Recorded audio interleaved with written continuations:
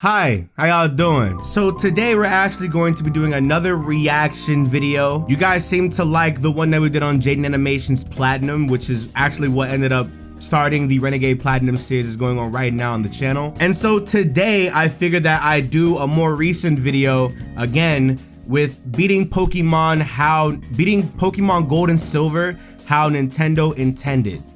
That's a mouthful, how Nintendo intended. Jesus. By my guy Papa C. You already know the vibes, dog. And I just gotta say, moment of, you know, everybody be quiet for a minute before I get into this Papa G. Look, you know, I've been watching this channel for a minute. I'm actually subscribed to the channel. I'm really proud, really happy for you, all the success that's been going on. Let's get into it. Leave a like if you guys want some more reaction videos. Let me know in the comment section what other videos you'd like for me to react to. If you guys want some more Papa C videos, let me know. Everything, let me know in the comment section, because this is pretty much you guys giving me suggestions. Subscribe, all that extra good stuff, and let's get into it, dog. I'm excited. Pokemon Gold and Silver released in Japan on November 21st, 1999. I hate these games. The following years, the rest of the world would also see the release of these games. Right. Since these are one of the older Pokemon games, chances are if you stumbled across this video, you've already played through Gold and Silver, or at least know the general idea on how to beat them. Obviously. But have you ever played through Pokemon Gold and Silver exactly how Nintendo intended it to No. be? I have this super shiny official Gold and Silver strategy guide approved by Nintendo from Prima. Hold on, wait a minute. Is that hold on, Paul. Is that Asgore's battle music in the background? You already know I'm with the Undertale. You already know I'm with the gang, and you already know. But no. I was gonna say, has anybody really played Pokemon how Nintendo wanted them to play it? Because to be honest, my very first Pokemon Gold and Silver playthrough, my friend taught me how to like clone, and I cloned my starter. I cloned all my Pokemon, so y'all got that boost. And I literally just was like, okay, cool. I'm gonna just go through the game while just having boosted Pokemon. So I kind of over leveled, which kind of made the, you know, let's go. It's Prima, as I learned from the comments of By Fire Red as an intended video. But come on, oh, he has other intended videos. That's probably where he's been blowing up. All I do is pull up these YouTube. I'm gonna have to react to some more. That say over 90% of people who watch my videos hey are cats. Hey yo. First and foremost, if you guys want the original video, link in the description. Go subscribe to my guy Papa C, right? But you know what? Now that he's getting his plug on, you know what I'm saying? Hey, 60% of y'all that watch the videos are not subscribed to the boy, to me. I'm trying to hit 250K by the end of the year. I know it's January, but we got to start off strong and start off fast. Leave a like, leave a comment, and subscribe if you like the vibes. Gold and Silver guide and see what it tells us. First, I noticed that the copy I have is the Electronic Boutique EB Games version, which I believe is the Canadian Is that one. EB Games? I haven't even seen in about 15 Dog, years. rest in peace, EB Games, bro. Secret section. That used to be my jam. Look at the back of the guide. Oh my god, what happened to the video? Secret section, and notice that I can pull open some of these pages to see more secrets and more. That's kind of hard. Although they are a little hard to rip open. One of them tells me about colored Pokemon, very good choice of words there, which are shiny Pokemon. They managed to catch 10 colored Pokemon while making this guide, which is pretty impressive, especially since one of them was Lugia. They caught 10 shiny Pokemon? Well, and look, one of them was Lugia? That's so rare. That's crazy. At the start of the guide, it tells me how to use the guide, although all it really does is tell me how Gold and Silver are loose equals to Red and Blue. There's now a day-night cycle, as well as some other new features upon Red and Blue in these games. And that I should refer to the quick and dirty path for a brief walkthrough of these events. The what now? On the next page is where we can finally begin our journey, as the guide tells us how to play Pokemon Gold and Silver. Now, if you're new to this series, welcome by the way, hope you guys enjoy these videos and stay a while. In these videos, I follow the guide exactly how it tells me. Hey, I better subscribe to both me and Papa, you know what I'm saying? In order to beat the game, and try my best to avoid any prior knowledge I have on these games or Pokemon as a whole, as I've played through every single main series Pokemon game multiple times at this point. I decided to play Silver version as well, since that's the version I first got when I was a kid. That's my favorite version. Lugia is just way cooler than Ho-Oh, and you know it. That's so now true. It's time to start up a new copy of Pokemon Silver and beat it exactly as intended. As Nintended? Oh.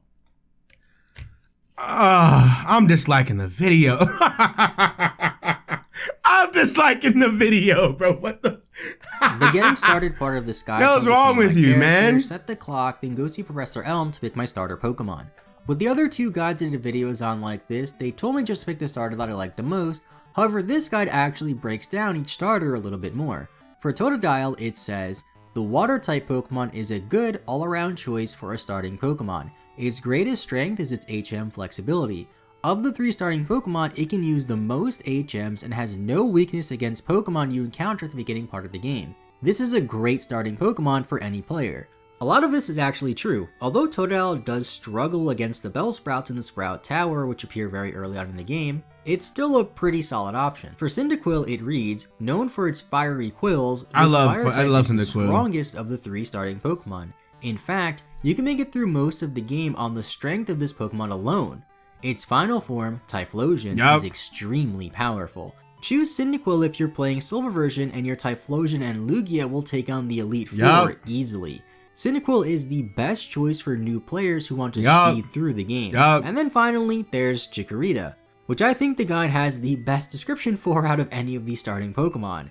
It says, a grass-type Pokemon with girlish looks. Chikorita is the most challenging of the starting Pokemon. This is true. It's not particularly strong against any of the Pokemon you'll encounter in the first part of the game.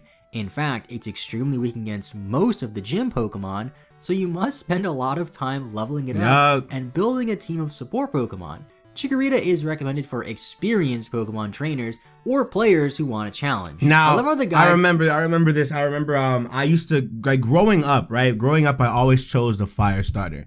But I think Johto was one of those things where I think the Orange Islands or one of the Johto animes were going on, and Ash had a Chikorita. And for some reason, that anime made Chikorita a lot more, like, attractive to me as a Pokemon.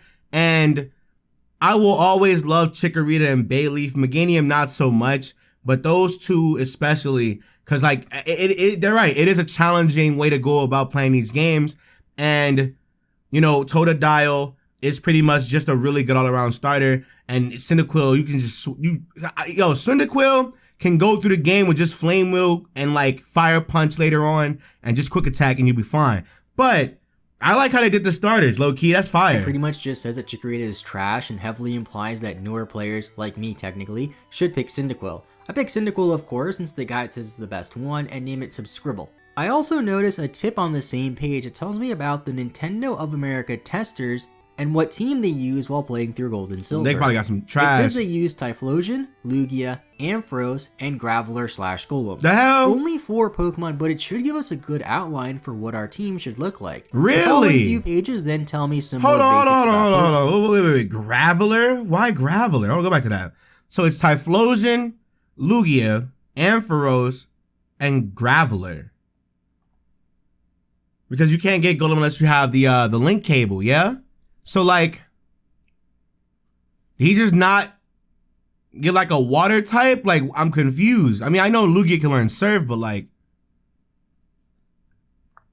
it's just 4 Pokemon? Tell me some more basics about Pokemon, like how to catch Pokemon, various types of But Ampharos is a solid choice. Ampharos is always a solid choice, though. You can't go wrong with Ampharos. For the new baby Pokemon introduced I hate these things. Although some of them, like Magby for example, it just shows a question mark for the image instead of showing the actual Magby image. I hate these things. Apparently this guide was made before Pokemon Gold and Silver were officially released in North America, and they didn't have access to the images of every Pokemon and probably didn't know where to find them in the game in order to take a screenshot of them, although they were able to take screenshots of the shiny Pokemon somehow. I hate these things. There's a few other small errors in this section, I hate like this this one part that explains the various Hitmon evolutions and called Tyrone, and is also missing the image for Tyrone. I eventually make it back to the gameplay part of the guide, and on Route 29 the guide tells me how Sentrits only appear at the daytime, and that it's a squirrel-like Pokemon. Maybe this is me just nitpicking a little bit, but Sentret is a ferret, not a squirrel, which you can tell from the name Sentret as well as from the name of its evolution Furret, but it also says how Hoot Hoots only appear at night, and spells night N-I-T-E. There's what the hell's going some parts on? of the guide where they spell night correctly with the G, but most of the time it's spelled without the G, and I don't understand why. The rest of the first mission is pretty straightforward. I talked to Mr. Pokemon Professor I can tell you why.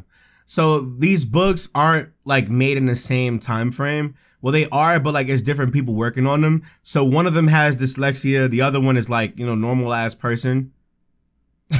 And so, like, there's, like, multiple people working on these magazines. So the moment they get the final product, it's pretty much done. Plus, they got to get these out before the games come out themselves. So, and this is actually a thing, too. Like a lot of people don't know that a lot of these products are rushed out.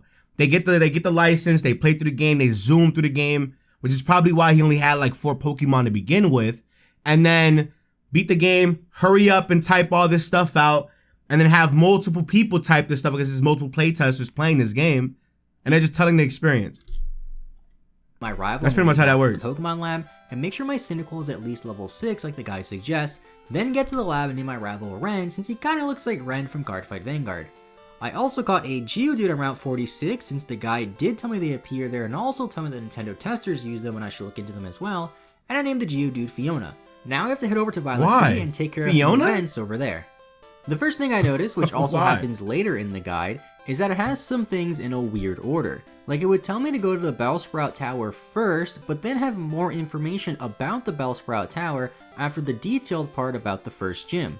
I go into the Bellsprout Tower first anyway, and go through it pretty easily thanks to my Cyndaquil, and I also leveled up and grinded my Geodude a little bit around this time. I get to the top, my Cyndaquil evolves into Colava, and I see my rival talking to the Sage. And he beat him up. My rival receives a scolding and asks if I could do better, which I think I do since I end up defeating the Sage, get the HM for Flash, and head out to prepare to fight the first gym leader. I also started to read a little bit ahead in this guide, which I didn't do too much in the previous videos like this, so I can better prepare myself for each important fight. The guide mentions how Chikorita fans, all like 6 this of gym them, is not will for you. struggle against the first gym, and spends about half the section saying how bad Chikorita is here. It says that Totodile and Cyndaquil users shouldn't have too much of a problem, but also recommends that I level up a Geodude to run level 11 or get that Onyx. Throw, so I do that anyway and get the Onyx very easily. The Onyx works. I head down to Route 32 and the guide tells me about 3 new Pokemon I can find on this route, being Mareep, Wooper, and Hoppip. For some reason it has detailed sections about Mareep and Wooper, but not Hoppip on this page, and it says I'll have more information about Hoppip on the section on Route 39, and I go to the section on Route 39 and all it has is a picture of Hoppip and no other information about it. I figure I should catch either Mareep or Wooper. Look, the Hoppip slander gotta stop, alright? The Hoppip slander gotta stop. I love that goddamn Pokemon. That's just me though. That's me personally, you know what I'm saying? That's a me thing, you know? It happens. Wooper though, since I like my lighting in this. Okay, you know what I'm saying? Let's go. I'm sorry. In types that I don't have. And since I was playing in the daytime and Wooper only appears at nighttime while I was recording this portion, I catch a Mareep. And it also happens that Mareep was one of the Pokemon that the Nintendo testers one of the 4 Pokemon, through these games. Okay. I was gonna name the Mareep Floof, but I thought that was a bit too basic since it's a really common nickname for Mareep. Then really? Butter. Y'all nicknaming y'all tweet out a suggestion. Y'all nicknaming y'all damn things Floof? The hell? For a nickname and just go with whoever the first person replied with went with. And of course, the very first response I got on the tweet was somebody wanting me to name it Floof, the most generic nickname for a Mareep. Y'all really nicknaming y'all Pokemon Floof?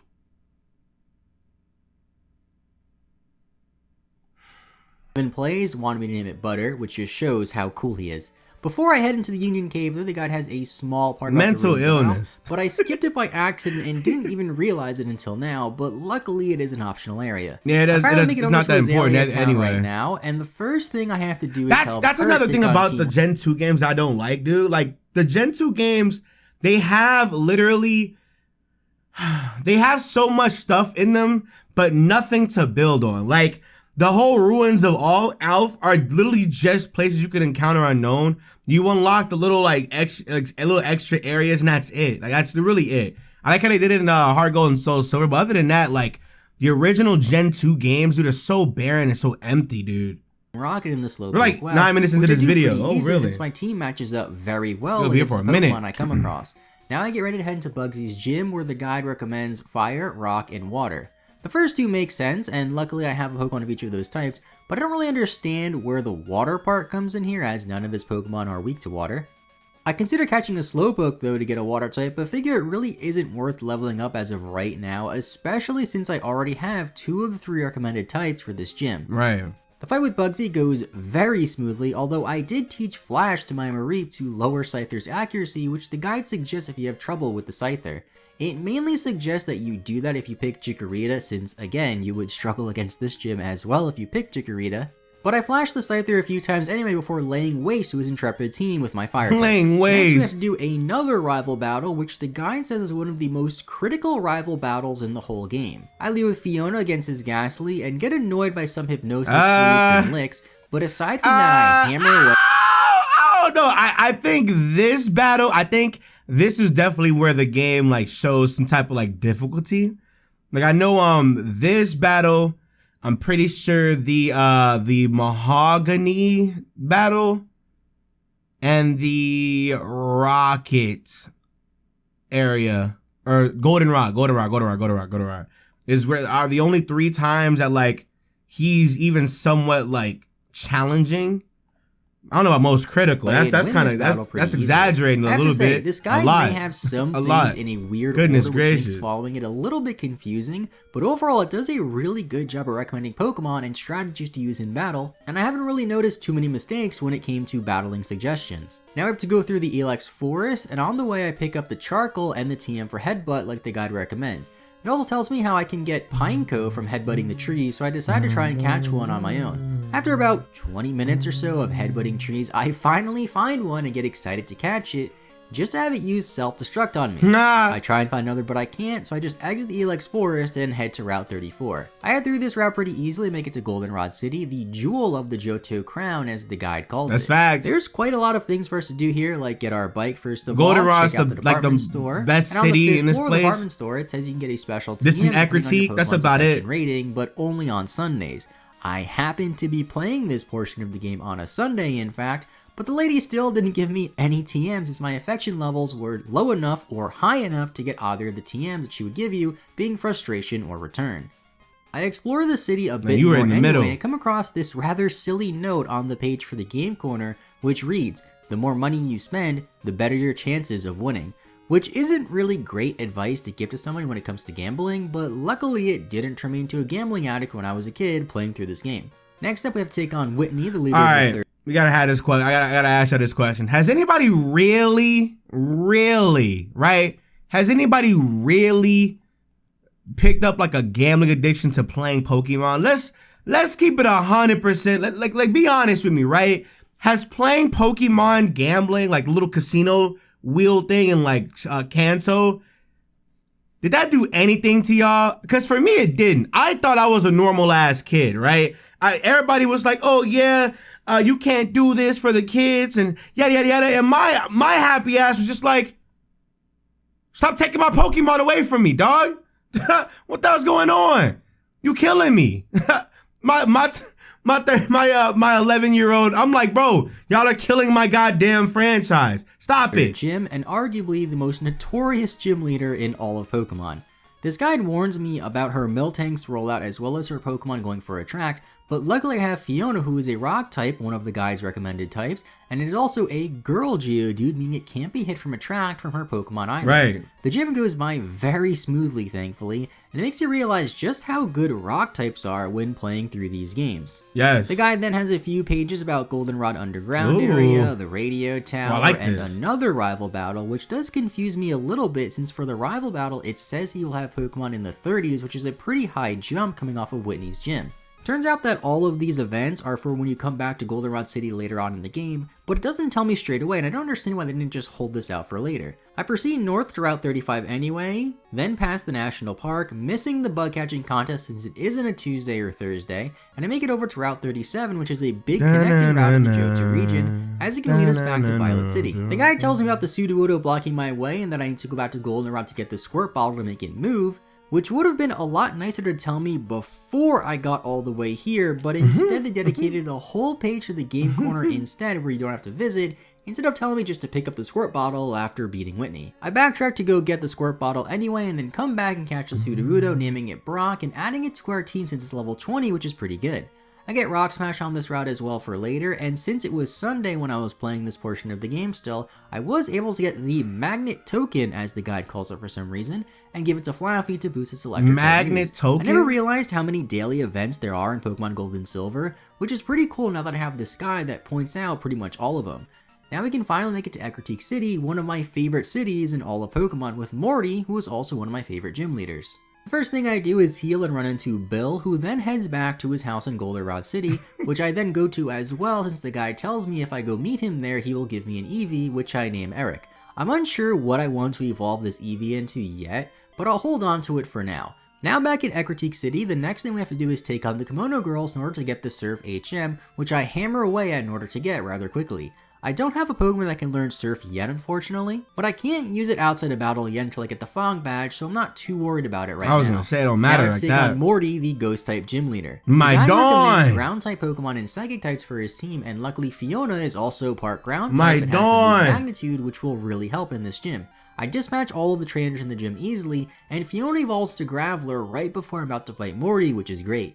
I get through Morty so easily with Fiona since all of his Pokemon are part Poison, which is weak to Magnitude. Wait! When it comes to Morty being a Ghost-type trainer, I always thought it was... But do they not have Levitate? Weird how they added a Ghost-type gym leader into the Johto region, and then didn't give him Mystery Vis, the new Ghost-type Pokemon introduced in Gold and Silver. Now we have to go into the Burn Tower to fight our rival. Look, you'll understand. You'll look. In these games, they suck Kanto's dick. Like it is terrible. It is terrible how bad they do this. They do this, and it's one of those things where it's like, hey, here's Johto, here's new Pokemon, but here's all your favorite 151 Pokemon that you like so much. Haha. And it's like, okay, what's up? Why does Morty not have Mischievous? What's going on? What's going on here? What's up? Why are the best Pokemon at the end of the game? What's going on? Let's go. We also meet the 3 legendary Pokemon hiding in the basement. After I level up my Pokemon a little bit by battling all the trainers on the following route, and then make it to Olivine City. The guy tells me to get the Super Rod and also tells me which water Pokemon I can catch nearby, so I do that and get a Magikarp and name it Mako since I know I'll need a water type eventually to use Surf. Mako Tsunami, my Magikarp will evolve in only one more level. That's hot. 20, although I completely forgot about how later in the game we get a shiny Gyarados pretty easily.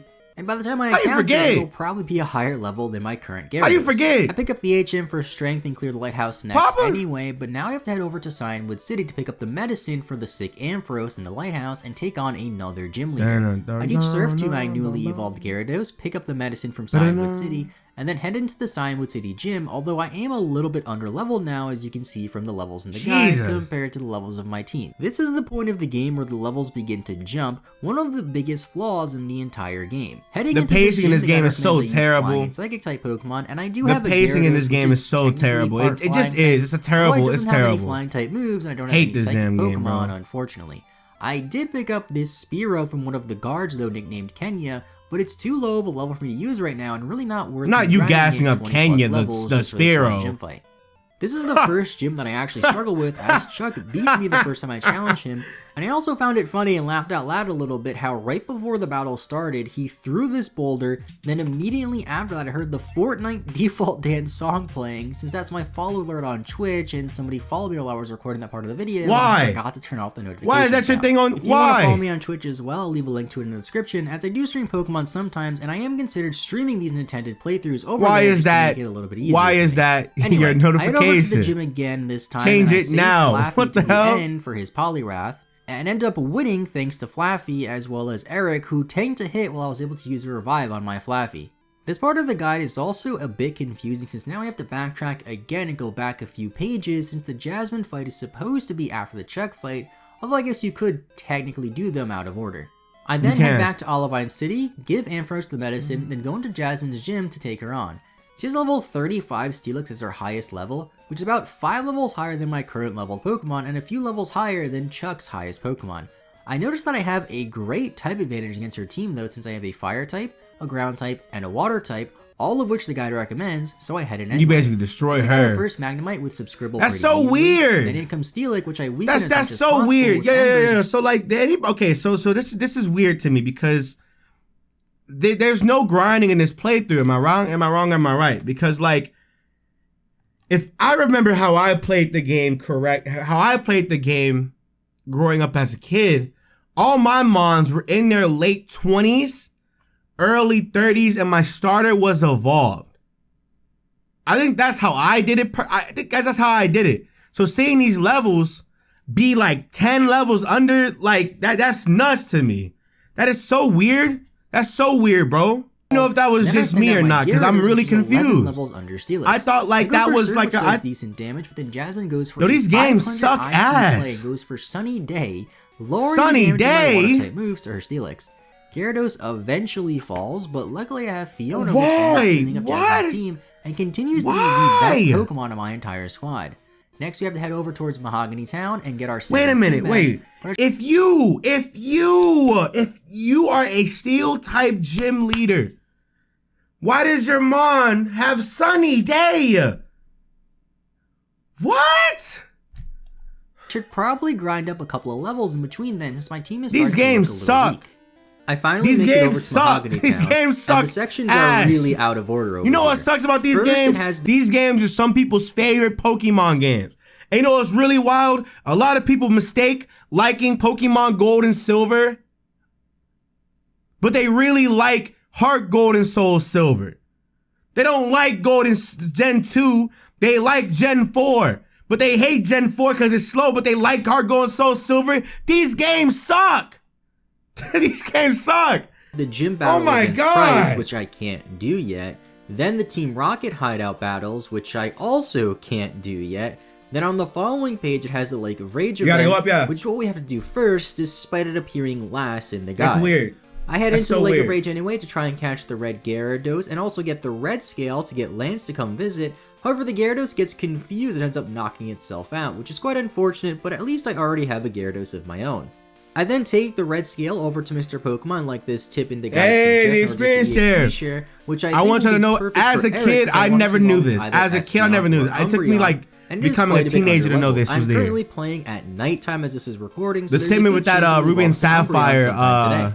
Now I'm able to head into the Team Rocket's hideout under Mahogany Town with the help of Lance, and the guide instructs me to turn off the security cameras to stop the grunts from seeing me when I pass by the snatch camera on them, forcing the grunts to come and try to battle me. I didn't know that! But in hindsight, I probably should have just left the cameras on and battle as many grunts as I could for the XP, since I am a bit under. I did not know that! I just thought you walked in, you walked past the statues, they attack you, and that was it. I didn't know that. What? Level. The guide does make a compelling argument to turn the cameras off though, by showing this image of a grunt finding you in front of the statue with the caption saying, "Do you get the idea that walking in front of these statues is a bad thing?" I'm able to get through the rest of the hideout pretty easily. But real talk, it's just one room though, so it don't matter. The best Pokemon on my team. It don't matter like that. And I also get the HM for Waterfall, which we can use later. Now we have to get ready to fight Price, the 7th gym leader of the Johto region, where the guide recommends that we use electric, fire, steel, and water types to hit all of his Pokemon super for Piloswine? And I have all of those types except for steel, so this is looking pretty good for us. And I expected the guide to mention something about how people who started with Chikorita might struggle here since it is an ice-type gym and Chikorita is weak to ice, but surprisingly it makes no mention of that, and the guide hasn't made fun of Chikorita fans for a little while now. Because at this point, you're gonna have the monster, like, so like you said earlier, like in the beginning of the playthrough, you're gonna have to build a team around Chikorita. At this point in time, if you don't have a team for Chikorita, you were bad. You were just terrible at Pokemon. Than the previous gym leader Jasmine's though, so I was able to defeat At this point, you should be fine. Pokemon like I initially thought I would be able to. It feels weird having 7 badges and not even a fully evolved starter Pokemon yet, but we're doing pretty well so far. This pacing is so terrible. As I exit the gym, I get a call from Professor Elm warning me about Team Rocket trying to take over the radio tower, so now we have to backtrack all the way back to Goldenrod to take care of them. The guide has this part about 30 pages back of where we currently are now, since for some reason it has all of the events in the town in the same section as where you first visit that town, despite this part appearing like much later in the game. And I know I've said this a couple of times already, but I feel like this is the biggest flaw with this guide, where it has things in a weird order. I'm able to get through the first part of the radio tower pretty easily though, where I take on the fake director who tells me that the real director is locked underground. I try and go underground to rescue them and see that it's blocked by the rocket grunt still, and got confused here and thought I had to enter the... I have a question. Is it just me or did this drag for anybody else? Did this part of the game drag for anybody else? Really? Because when you go up there, you beat the director, the fake director, he tells you to go down. You go down to the little place. do the switch puzzle, battle your rival. There's still 3 or 4 Team Rocket grunts in there. You go up inside the little basement, get the key from the director, go right back up into the place, the tower. Take that other side. Mind you, there's still like 4 or 5 other grunts before you get to the admin. Underground from the basement of the department store. This used to bore me as a kid, bro. I entered the basement of the department store at this point, the boxes would actually shift around, give me access to different areas to get different items, but this doesn't take me to the rest of the underground area. I checked the Goldenrod map quickly again to see if there's another entrance to the underground, and completely forgot that there's actually another entrance to the underground on the north side of the city, which Team Rocket isn't blocking for some reason. So I head on in there to rescue the director, but first we have to have another rival battle at a pretty terrible time. Like, I'm trying to stop Team Rocket from literally taking over the radio tower, and my rival wants to battle now. The guide says how I should be able to defeat my rival without very much thought, and since my team matches up so well since I have such good type diversity, I beat him with no problem.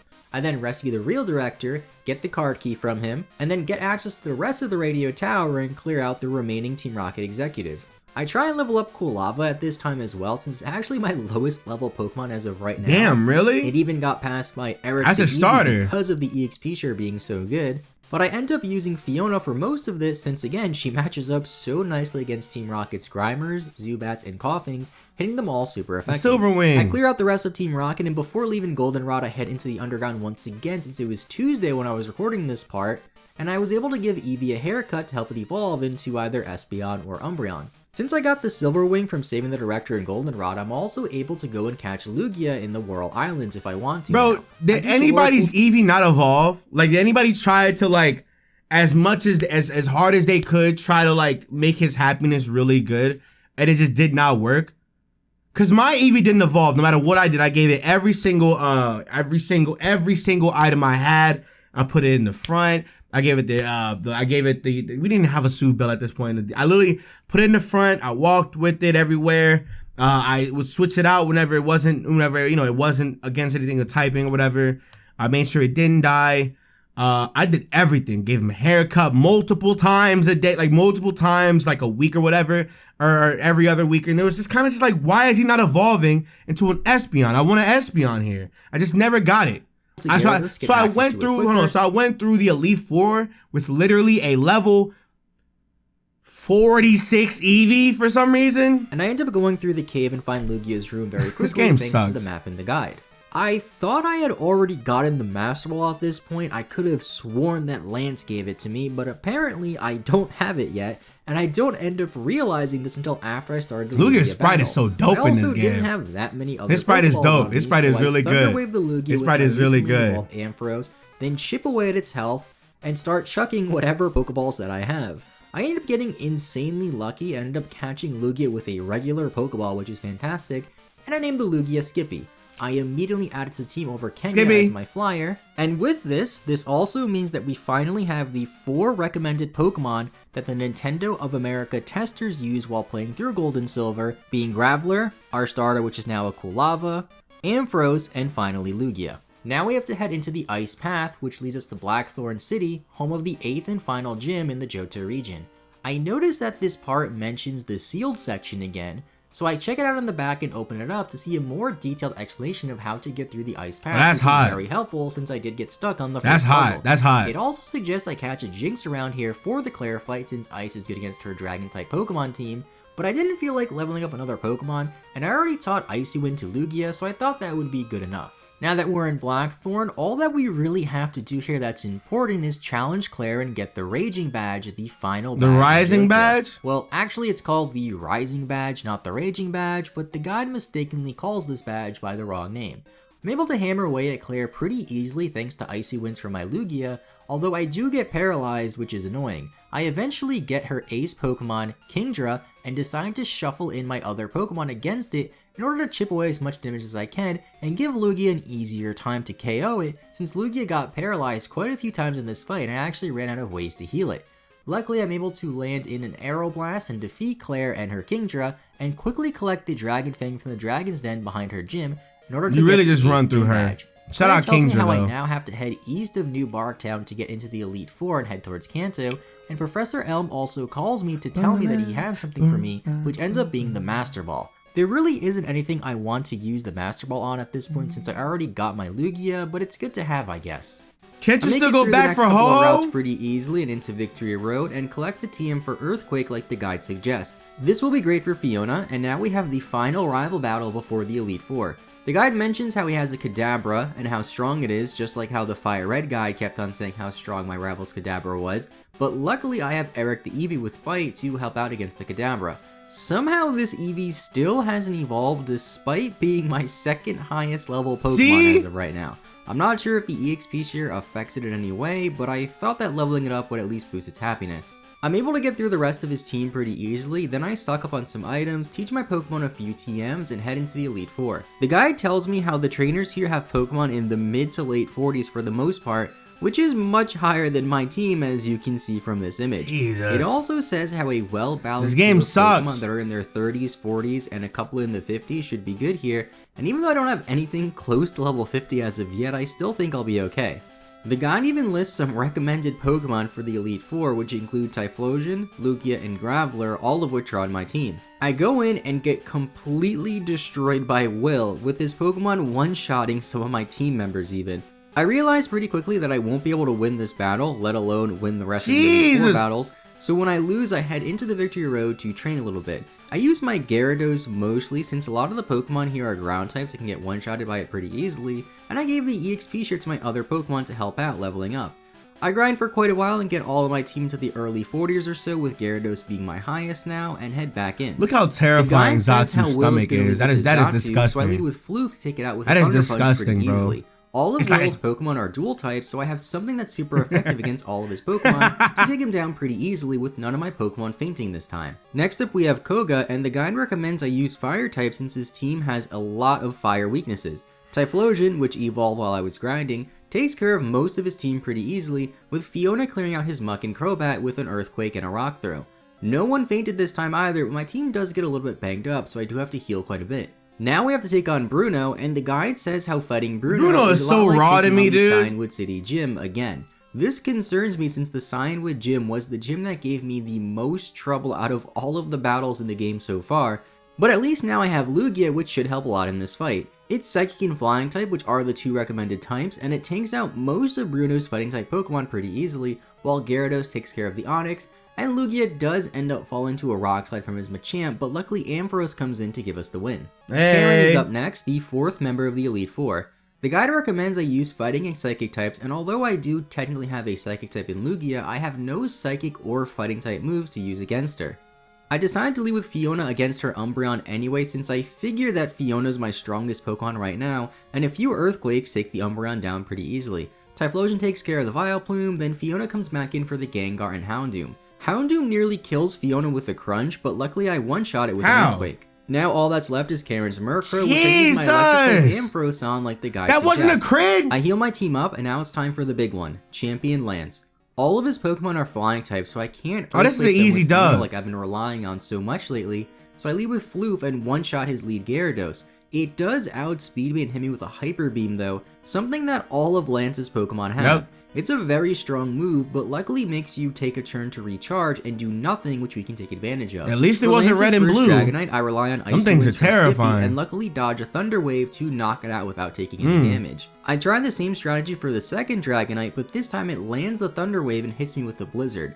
I'm able to break through and knock out the second Dragonite anyway, but I switch to my Gyarados on his Aerodactyl. It does a lot of damage to Gyarados with its Rock Slide, and my Surf doesn't even knock it out. Gyarados ends up falling to Aerodactyl, so I send out Eric since I have yet to use him in the Elite Four yet and figure he could get a knockout on a weak Aerodactyl. Aerodactyl goes for Hyper Beam though, and somehow Eevee lives, and knocks it out with 2 bites while the Aerodactyl has to recharge from Hyper Beam. Charizard I really like Eevee's back sprite in this game. I don't know how I just do. Flamethrower, then miss on a KO with Rock Throw. I send out Typhlosion to finish it off after my Graveler falls, and all that's left now is Lance's third and final Dragonite. I use a full restore on my paralyzed Dragonites, bro. I know I'll need it to win, and once Typhlosion 3 falls, Dragonites, bro. Away Lance's Dragonite with Lugia and finally knock it out.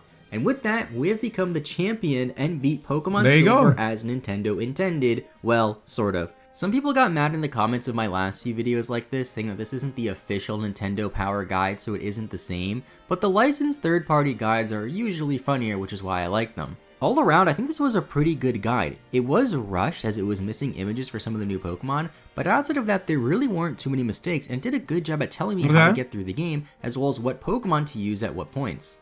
I do have a couple of other guides that are the official Nintendo Power guides though, so be on the lookout for videos about those guides. Oh, I'm so also he got like actual doing videos like this for other games that I played a lot as a kid, like maybe some Zelda games or possibly Sonic games. This style of video doesn't seem like it'll work well with most types of games, unfortunately, but I do think it works really well for Pokemon. I also want to give a huge shout out again to Mystery Or for inspiring this video with his Minecraft videos, and I also want to thank each and every one of you for watching my videos and supporting me. If you made it this far in the video and enjoyed it, consider leaving a like as it helps a ton, and subscribe for more. Well, there you go. As I'm making this video, we are very close to hitting 50,000 subscribers. Alright, now watch this. Is he at 50,000? He been at 50K! He been at 50K! Let's go!